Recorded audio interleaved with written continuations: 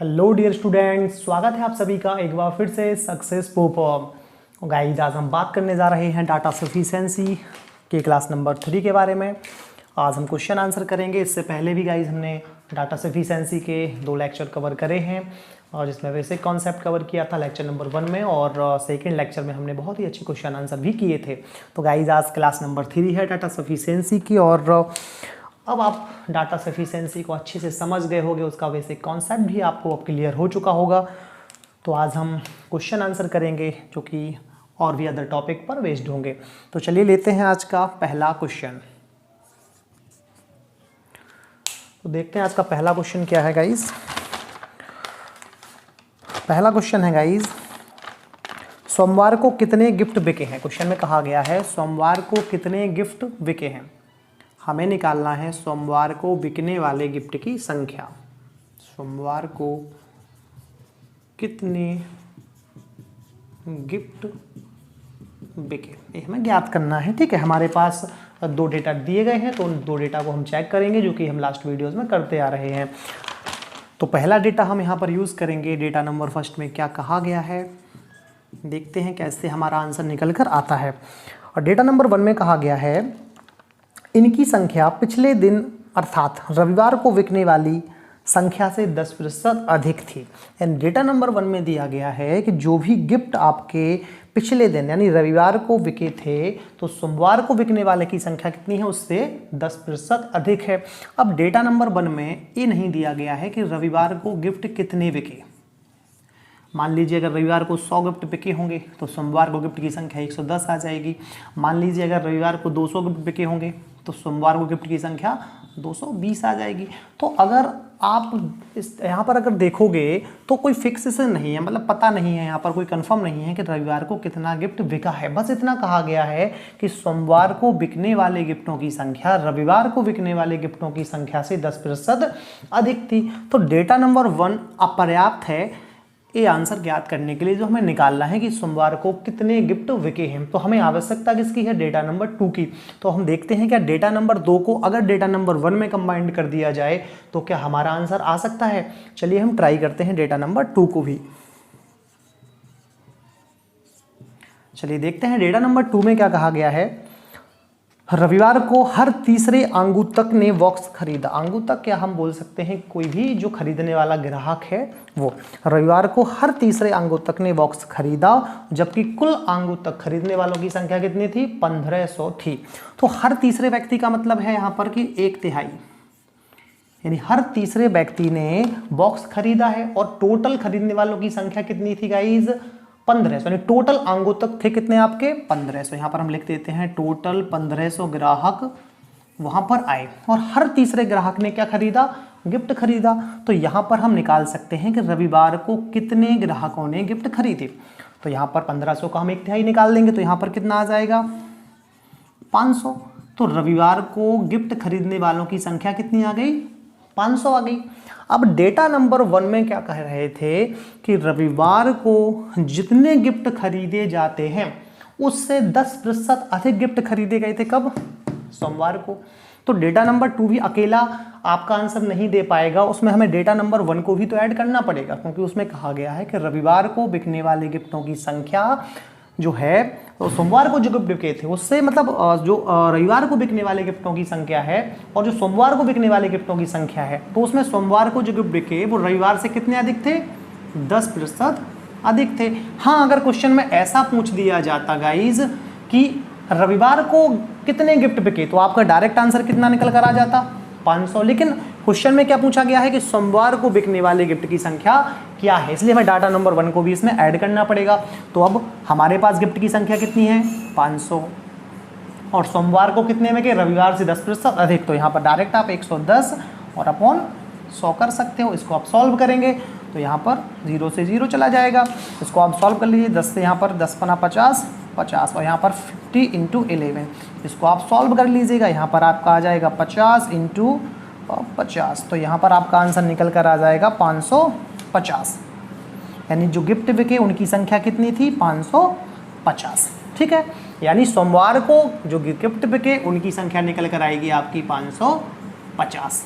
अब गाइज यहाँ पर हमने डेटा नंबर 1 का भी यूज़ किया और डेटा नंबर 2 का भी यूज़ किया, इसलिए हमारा आंसर क्या लग जाएगा, डेटा नंबर 1 व डेटा नंबर 2, इन दोनों को मिलाकर हमारा आंसर आता है। ठीक है, तो हम अपना आंसर कौन सा लगा देंगे, option number C is the right answer.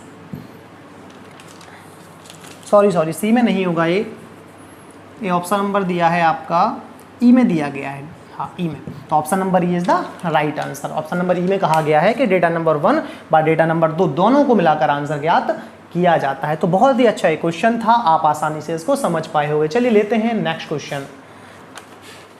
Next question में गाइस कहा गया है 40 की कक्षा में शेखर का क्रमांक क्या है, यानी कुल संख्या जो है वो कितनी है, 40, यानी 40 की कक्षा में, 40 की कक्षा का मतलब है कि कक्षा में कुल संख्या कितनी है, 40। तो हमें किसका स्थान ज्ञात करना है, हमें ज्ञात करना है शेखर का क्रमांक। दिया नहीं गया है कहाँ से ज्ञात करना है, दाएं बाएं ऊपर नीचे कुछ नहीं दिया गया, बस शेखर का क्रमांक ज्ञात करना है, ऐसा क्वेश्चन में दिया गया है। ठीक है, तो डेटा नंबर 1 का हम पहले यूज़ करते हैं और देखते हैं क्या शेखर का क्रमांक 40 छात्रों की कक्षा में ज्ञात हो पाता है डेटा नंबर 1 से। तो डेटा नंबर 1 को हम यहाँ पर प्रयोग में लाते हैं। डेटा नंबर 1 में कहा गया है समीर जो कक्षा में ऊपर से 9वां है, समीर जो कक्षा में ऊपर से कौन सा है, 9वां है। अब आप यहाँ पर देखिए समीर जो कक्षा में ऊपर से 9वां है, यहाँ से एक पॉइंट ले लीजिए और समीर कौन सा है, 9वां, तो यहाँ पर आप समीर को लिख दीजिए। अगर ऊपर से 9वां है तो इसके ऊपर बैठने वालों की संख्या कितनी होगी गाइस, 8। चीज़ों को आसानी से क्लियर करते चलिएगा, आपको टाइम नहीं लगेगा क्वेश्चन करने में। समीर का स्थान ऊपर से 9 है तो हाल वहाँ पर -1 कर दीजिए, ऊपर बैठने वालों की संख्या कितनी होगी, 8 होगी। चलिए आगे बढ़ते हैं। फिर कहा गया है यह शैलेन से 12 क्रमांक ऊपर है। देखिए समीर ऊपर से 9वां है और शैलेन से कितना ऊपर है, 12 क्रमांक ऊपर है, तो नीचे कहीं कौन बैठा होगा, शैलेन बैठा होगा। और इनसे कितने क्रमांक ऊपर है समीर, 12 क्रमांक ऊपर है, तो बीच में बैठने वालों की संख्या कितनी आ जाएगी निकल कर, 11 आ जाएगी। ठीक है, बिल्कुल एक कम निकल कर आ जाएगी। ठीक है, इसके बाद क्या कह रहे हैं, जो शेखर से 5 क्रमांक नीचे है, जो कि शेखर से कितने क्रमांक नीचे है, 5, कॉमा लगा था। आप देखिए समीर जो कक्षा में ऊपर से 9वां है तो ऊपर 8 बैठ जाएंगे, यह शैलेन से 12 क्रमांक कैसा है, ऊपर है, तो बीच में 11 हो जाएंगे। फिर अब जो बात करी जाएगी वो किसके लिए होगी, शैलेन के लिए। जो शेखर से 5 क्रमांक नीचे है, यानी कौन नीचे है, शैलेन। किससे 5 क्रमांक नीचे है, किससे नीचे है आपका, शेखर से नीचे है। ठीक है, तो कहीं पर बीच में कौन बैठा होगा आपका, शेखर बैठा होगा। उससे कितने क्रमांक नीचे है, 5 क्रमांक नीचे है। जब 5 क्रमांक नीचे है तो इन दोनों के बीच में संख्या कितनी निकल कर आएगी, 4। और जबकि समीर और शैलेन के बीच में जो संख्या थी वो तो कितनी रहेगी आपकी, 11 ही रहेगी। क्यों रहेगी 11, क्योंकि उसमें कहा गया था कि 12 स्थान वो ऊपर है। ठीक है, अब हमें देखना है क्या डेटा नंबर 1 से ज्ञात होता है कि शेखर का क्रमांक क्या है, कहीं से भी ज्ञात कर लीजिए, वहाँ पर लिखा नहीं है कि ऊपर से या नीचे से, तो हम दोनों तरफ से ज्ञात करने का प्रयास करते हैं। अब टोटल संख्या कितनी थी कक्षा में, 40 थी।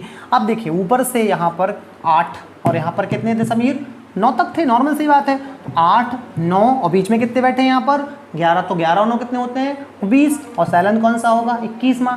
तो अभी ही जो हमने स्ट्रक्चर बनाया है उसमें टोटल छात्रों की संख्या निकल कर कितनी आई है, 21 आई है। देखिएगा ऊपर से समीर का स्थान कितना है, 9, बीच में कितने बैठे, 11, तो 9, 11, 20 और शैलेन भी तो होगा, तो 21। तो 40 कुल छात्र हैं, अभी कितने प्राप्त हुए, 21। तो शैलेन के नीचे कितने और बैठे होंगे, नॉर्मल सी बात है, यहाँ पर जो नीचे 7 बैठे होंगे उनकी संख्या कितनी होगी, 19 होगी। कितनी होगी, 19 होगी। तो अगर हम शेखर का क्रमांक नीचे से ज्ञात करेंगे तो आप आसानी से ज्ञात कर पाओगे। कैसे ज्ञात कर पाओगे, देखिए 19 नीचे 7 बैठे होंगे, शैलेन का कौन सा हो जाएगा, 20वां हो जाएगा। 4 इनके बीच में बैठे तो 24 और शेखर का कौन सा हो जाएगा, 25वां।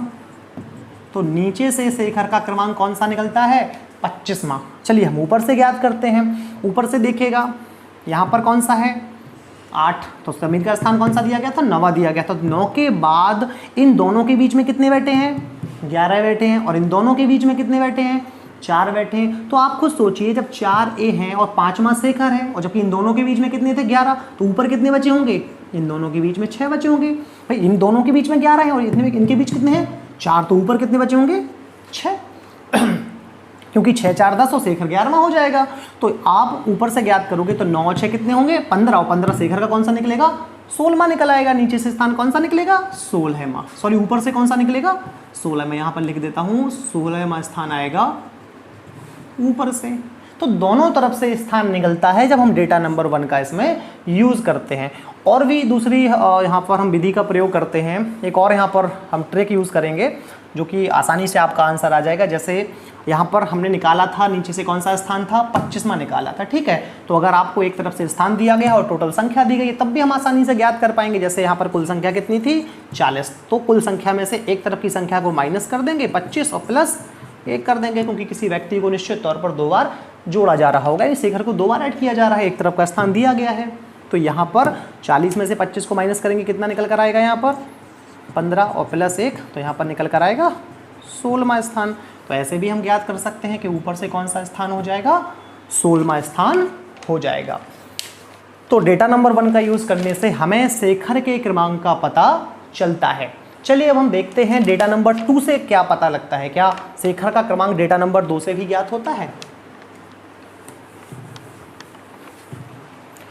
चलिए डेटा नंबर 2 का हम प्रयोग करते हैं यहाँ पर। डेटा नंबर 2 में कहा गया है नीलेश जो है शेखर और सुधांशु के बीच में है, यानी नीलेश भैया जो बैठे हैं आपके वो शेखर और सुधांशु के बीच में बैठे हैं। अब मान लीजिए शेखर यहाँ पर है और सुधांशु यहाँ पर है।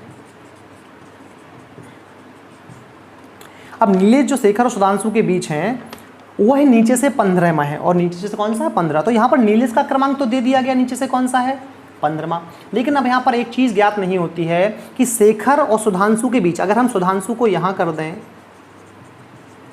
और शेखर को यहाँ कर दें तब भी जो नीलेश है इन दोनों के बीच में ही आएगा, क्योंकि उन्होंने ये कहा है कि नीलेश सुधांशु और शेखर के बीच में है। ये नहीं बताया कि शेखर नीलेश के ऊपर आएगा या फिर सुधांशु नीचे आएगा, इसके बारे में कोई जिक्र नहीं किया गया है। तो जो कंडीशन बनती है वो सुधांशु शेखर ज्ञात नहीं यहाँ पर हो सकता, और ऐसे ही कंडीशन यहाँ पर बनेगी सुधांशु और ए ब्लॉक में आ जाएगा शेखर। तो डेटा नंबर 2 से ज्ञात नहीं कर सकते हैं कि शेखर का क्रमांक क्या होगा। तो हमारे इस क्वेश्चन का आंसर क्या आएगा गाइस, ऑप्शन नंबर 1, यानी डेटा नंबर 1 हमारा आंसर आएगा। तो डेटा नंबर 1 यानी option number A is the right answer, यानी डेटा नंबर 1 का प्रयोग करके हमारा आंसर आता है। चलिए लेते हैं गाइस नेक्स्ट क्वेश्चन। अंतिम वर्ष कक्षा में बच्चों की कुल संख्या क्या थी? क्वेश्चन नंबर 3 में कहा गया है अंतिम वर्ष में बच्चों की कुल संख्या ज्ञात करनी है। बच्चों की या विद्यार्थियों की कुल संख्या ज्ञात करनी है, बच्चों की कुल संख्या। चलिए डेटा नंबर 1 का हम यहाँ पर यूज़ करते हैं और देखते हैं कि हमारा आंसर आता है या नहीं आता है।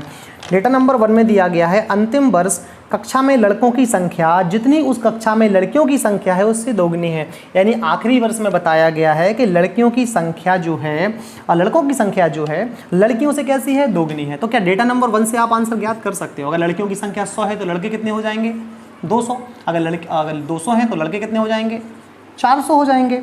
अगर यहाँ पर कहा जाए 300 तो यहाँ पर कितने हो जाएंगे, 600। तो यहाँ पर कोई फिक्स नहीं है कि कितना यहाँ पर कितनी संख्या लड़कियों की है। हाँ, अगर संख्या को दे दिया जाता तो यह सब आसानी से ज्ञात हो जाता। तो चलिए हम डेटा नंबर 2 का भी इसमें यूज़ करते हैं, क्या उससे हमारा आंसर आता है? डेटा नंबर 1 से तो हमारा आंसर नहीं आया क्योंकि उसमें कोई फिक्स संख्या नहीं दी गई थी। डेटा नंबर 2 में कहा गया है कक्षा में सब बच्चों की आयुओं का आयु कितना है, 399 वर्ष, यानी कक्षा में जितने भी बच्चे हैं, कक्षा में कुल विद्यार्थियों की आयु का योग कितना दिया गया है, 399 दिया गया है, तथा उसकी औसत आयु कितनी है, 19 वर्ष। उसकी औसत आयु मतलब एक विद्यार्थी की औसत आयु को दर्शाया गया है यहाँ पर 19 वर्ष।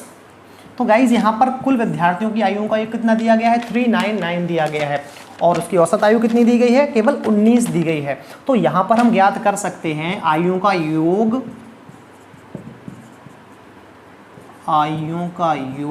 बटे औसत संख्या, या जो उनकी औसत आयु दी गई है हम ऐसा ही बोल सकते हैं, औसत आयु। इससे हमें ज्ञात हो सकता है कि कक्षा में कुल कितने विद्यार्थी हैं। तो आयु का योग कितना दिया गया है, 399 दिया गया है, और औसत आयु कितनी दी गई है, 19 वर्ष दी गई है। तो यहाँ पर 399 अपॉन 19 हम कर देंगे, यहाँ पर इसको हम डिवाइड करेंगे तो 19 दूनी 38 और 19 एकम 19। तो कक्षा में कुल छात्रों की संख्या अंतिम वर्ष में निकलकर कितनी आ जाएगी गाइज, 21 आ जाएगी। कितनी आ जाएगी, 21। अब आप सोच रहे होंगे कि 399 जो दिया गया था वो आयु का योग था, इससे हम निकाल कैसे सकते हैं? आपने औसत में सूत्र पढ़ा होगा गाइज, कुल संख्या इंटू औसत संख्या या औसत आयु या कुछ भी दिया गया हो, अगर इनको मल्टीप्लाई करते हैं तो डायरेक्ट क्या बन जाता है, आयुओं का योग बन जाता है। ठीक है, आपने पढ़ा होगा, तो वही फंडा यहाँ पर हमने यूज़ किया है और अलग से कुछ भी नहीं है गाइस।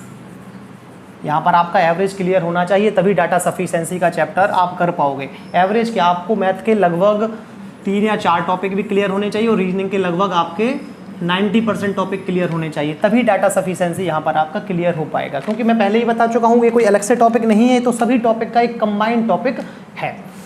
तो चलिए गाइस, अब यहाँ पर देखते हैं कि डाटा नंबर 1 से तो हमारा आंसर आया नहीं, केवल डेटा नंबर 2 से हमारा आंसर आया। तो यहाँ पर आप क्या लगाओगे, केवल डेटा 2 का प्रयोग करने पर हमारा आंसर आता है, यानी option number B is the right answer हो जाएगा। देखते हैं अगले क्वेश्चन में कहा गया है, नंदिता और उसके भाई के बीच बांटे जाने वाले 20,000 रुपए के लाभ में नंदिता का हिस्सा कितना है।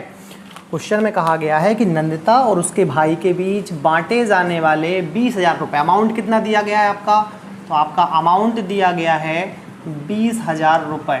ठीक है, और 20,000 रुपए यानी जो दिया गया है अमाउंट, और ये क्या है, उनका प्रॉफिट है। क्या है, प्रॉफिट या लाभ बोल सकते हैं। तो इस लाभ में से हमें हिस्सा किस किस का निकालना है। क्वेश्चन में कहा गया है कि नंदिता और उसके भाई का हिस्सा निकालना है। नाम दिया गया है, नहीं दिया गया, तो उसके भाई, इन दोनों के बीच में कितना कितना बटेगा, इस 20,000 रुपये में से हमें निकालना है। तो डेटा नंबर 1 का हम इसमें यूज़ करेंगे और देखते हैं क्या डेटा नंबर 1 से ज्ञात हो पाएगा कि इन दोनों के बीच 20,000 रुपये में से कितना कितना रुपये बांटा जाएगा। तो यहाँ पर देखते हैं, क्वेश्चन में कहा गया है नंदिता ने 50,000 रुपये का निवेश किया। नंदिता ने कितना निवेश किया, डेटा नंबर 1 में कहा गया है नंदिता ने 50,000 रुपये का निवेश किया। अब गाइज यहाँ पर केवल नंदिता ने जितने पैसे लगाए होंगे बिजनेस में केवल वही दिया गया है, और प्रॉफिट टोटल कितना था, 20,000 रुपये। तो जो 2 लोगों के बीच में प्रॉफिट बांटा जा रहा है, तो उसके भाई ने भी तो कुछ रुपए लगाए होंगे, और डेटा नंबर 1 में तो ये कहीं नहीं कहा गया कि उसके भाई ने कितना पैसा लगाया। तो डेटा नंबर 1 से अकेले तो ये आंसर ज्ञात करना इम्पॉसिबल है। तो डेटा नंबर 2 को हम इसमें कंबाइन करते हैं और देखते हैं क्या डेटा नंबर 2 को कंबाइन करने से हमारा आंसर आता है या नहीं आता है। तो डेटा नंबर 2 को इसमें हम कंबाइन करेंगे, ऐड करेंगे। इसमें दिया गया है नंदिता द्वारा निवेशित राशि उसके भाई द्वारा निवेशित राशि का 40% है। हाँ, अगर इसको हम इसमें ऐड करें तो हम फिर आंसर को निकाल सकते हैं। देखते हैं, नंदिता द्वारा निवेशित राशि उसके भाई के द्वारा निवेशित राशि का कितना है, 40% है। तो नंदिता ने कितने रुपए लगाए थे, 50,000 रुपये। तो यहाँ पर हम ज्ञात कर सकते हैं उसके भाई से कितना थे, 40%, तो 100/40 यहाँ पर कर देंगे। तो ज्ञात क्या हो जाएगा, उसके भाई ने कितने पैसे लगाए थे। तो यहाँ पर आप इसको सॉल्व कर लीजिएगा।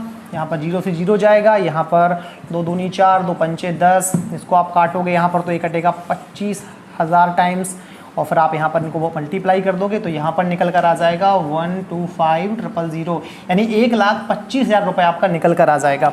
यानी उसके भाई ने कितना पैसा लगाया, 1,25,000 रुपये लगाया।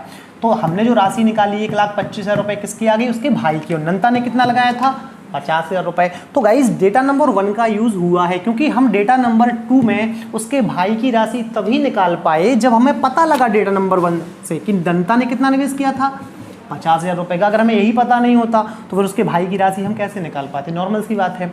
ठीक है, अब हमें अमाउंट कितना दिया गया था, 20,000 रुपये, जो कि हमें प्रॉफिट के रूप में दिया गया था। तो नंदिता और उसके भाई के बीच हमें बांटना है, डिस्ट्रीब्यूट करना है। तो यहाँ पर नंदिता की राशि कितनी दी गई है आपकी, 50,000 रुपये, और उसके भाई की कितनी दी गई है गाइस, 1,25,000 रुपये। तो उसका रेशियो बना लीजिए, यहाँ पर 3 बिंदी से 3 बिंदी कट जाएंगी, और यहाँ पर काट दीजिए 25 दूनी 50, और यहाँ पर ये कट जाएंगे 5 टाइम्स बार। तो जो रेशियो बना कितना बना, 2:5। ठीक है, यहाँ पर 2:5 का रेशियो बन गया है। यानी जो भी हमें प्रॉफिट बांटना है, डिस्ट्रीब्यूट करना है, वो 2:5 के अनुपात में करना है। तो टोटल अमाउंट कितना दिया गया है, 20,000 रुपये दिया गया है। अब निकालना किसका था गाइज, हमें निकालना था, हाँ, नंदिता का हिस्सा निकालना था। किसका हिस्सा निकालना था, नंदिता का। तो नंदिता का रेशियो क्या बनाया था हमने, 2। तो यहाँ पर 2 अपॉन अनुपात योग कितना बन जाएगा, 5 दूनी 7, और यहाँ पर कुल अमाउंट यानी प्रॉफिट का अमाउंट कितना दिया गया था आपका, 20,000 रुपये। तो यहाँ पर हम 20,000 रुपये को भी मल्टीप्लाई कर देंगे। अब इसको आप सॉल्व करेंगे तो यहाँ पर 40,000 हो जाएंगे, वटे में कितना कर देंगे, 7। ठीक है, इसको सॉल्व कर लीजिएगा। यहाँ पर 7 का यहाँ पर करेंगे तो कितनी बार जाएगा, 5 बार। 7 पना 35, 5 बचेगा, 7 7 49, 1 बचेगा, 7 एकम 7, 3 बचेगा, 7 चौको 28 हो जाएंगे। ठीक है, यानी 5 7 1 4 0.29 आपका ये निकल कर आ जाएगा। तो गाइज हमने डेटा नंबर 1 और डेटा नंबर 2 इन दोनों का यूज़ किया, तब जाकर हमारा आंसर निकला है। ठीक है, तो हम आंसर में क्या लगाएंगे, डेटा नंबर 1 और डेटा नंबर 2 इन दोनों का यूज़ करने से आंसर आता है, इन दोनों को मिलाकर हमारा आंसर आता है। तो हम क्या लगा देंगे, option number E is the right answer, यानी data number 1 plus data number 2 इन दोनों को मिलाकर हमारा आंसर आया है। चलिए गाइस लेते हैं एक और क्वेश्चन। क्या यह कॉलेज सहशैक्षिक है, हमें निकालना है क्या यह कॉलेज सहशैक्षिक है। अब पहले तो हमें समझना होगा कि सहशैक्षिक होता क्या है। अगर आपको यही नहीं पता कि सहशैक्षिक क्या होता है तो फिर आप डेटा का यूज़ कैसे करोगे। तो सहशैक्षिक का मतलब होता है जहाँ पर बॉयज़ प्लस गर्ल्स दोनों साथ में पढ़ते हो, ठीक है, उसको हम सहशैक्षिक बोलते हैं। अगर जहाँ पर केवल बॉयज़ स्टडी करते हैं कॉलेज में तो वो कॉलेज केवल होता है बॉयज़ कॉलेज, और जहाँ पर केवल गर्ल्स स्टडी करते हैं उस कॉलेज को हम बोलते हैं गर्ल्स कॉलेज। ठीक है, आपने नाम भी सुने होंगे, girls inter college, boys inter college. ठीक है, उसमें बोलते हैं केवल बॉयज़ पढ़ते हैं, उसमें गर्ल्स पढ़ते हैं। लेकिन सहशैक्षिक का मतलब होता है जहाँ पर दोनों साथ में अध्ययनरत होते हैं। तो आप सहशैक्षिक को आसानी से समझ गए होंगे। अब हम डेटा का आसानी से इसमें यूज़ करते हैं। तो डेटा नंबर 1 में क्या कहा गया है, डेटा नंबर 1 में कहा गया है मैं एक लड़की को जानता हूं जो महिला अध्यापक है। पहले डेटा में कहा गया है कि मैं एक लड़की को जानता हूं जो महिला अध्यापक है। तो इससे हमें क्या ज्ञात होता है, इससे हमें पता लगता है कि जो टीचर है, ठीक है, वो फीमेल कैंडिडेट है। कौन सी कैंडिडेट है, फीमेल, यानी वो महिला अध्यापक है। जबकि हमें पता करना है कि वहाँ पर लड़का और लड़की यानी बॉयज़ एंड गर्ल्स दोनों साथ में पढ़ रहे हो, तो इससे तो पता नहीं लगता है। तो डेटा नंबर 1 से हमारा आंसर नहीं आया। डेटा नंबर 2 का इसमें यूज़ करेंगे। डेटा नंबर 2 में क्या कहा गया है, हाँ इसमें कहा गया है इस कॉलेज में पुरुष अध्यापकों से महिला अध्यापक अधिक हैं। इस कॉलेज में पुरुष अध्यापकों से महिला अध्यापक अधिक है, ये कहा गया है। अब गाइस इससे भी हमें क्या ज्ञात होगा, इससे हमें ये ज्ञात होगा कि महिला अध्यापकों की संख्या कैसी है, ज़्यादा, यानी फीमेल कैंडिडेट ज़्यादा है कंपेयर किसके, जो आपके मेल कैंडिडेट हैं, इनसे इनकी संख्या कैसी है, ज़्यादा है। तो इससे तो हमें केवल इतना ही पता लगता है कि इनकी संख्या ज़्यादा है। जबकि हमें पता क्या करना है कि बॉयज़ या गर्ल्स से दोनों साथ में पढ़ते हैं या नहीं पढ़ते हैं। तो डेटा नंबर 2 भी कैसा हो जाएगा, गलत। तो हमारा आंसर क्या लगेगा, ना तो डेटा फर्स्ट और ना ही डेटा सेकंड, इन दोनों से आंसर आता है, यानी इन दोनों को मिलाकर भी हमारा आंसर ज्ञात नहीं हो सकता है। तो जब ऐसा क्वेश्चन आपका आ जाए तो इसमें हम क्या लगाएंगे, option number C is the right answer. ठीक है, ना तो डेटा 1 से आता है और ना ही डेटा 2 से। इसका लास्ट क्वेश्चन है और इसको आप कमेंट बॉक्स में बताएंगे कि आपका आंसर क्या रहा है। तो आपके लिए क्वेश्चन ए रहा, जो कि आपका आज का क्वेश्चन रहेगा। क्वेश्चन में कहा गया है गाइज, ए आरंभिक बिंदु से कितनी दूर है। ए आरंभिक बिंदु से कितनी दूर है, यानी ए आरंभिक बिंदु से कितना दूर है, यानी हमें ज्ञात करना है कि आरंभिक बिंदु से ए की दूरी क्या है। आपको एक क्वेश्चन दिया गया है, आपके पास 2 डेटा है और इसका आंसर आप कमेंट बॉक्स में टाइप करिएगा।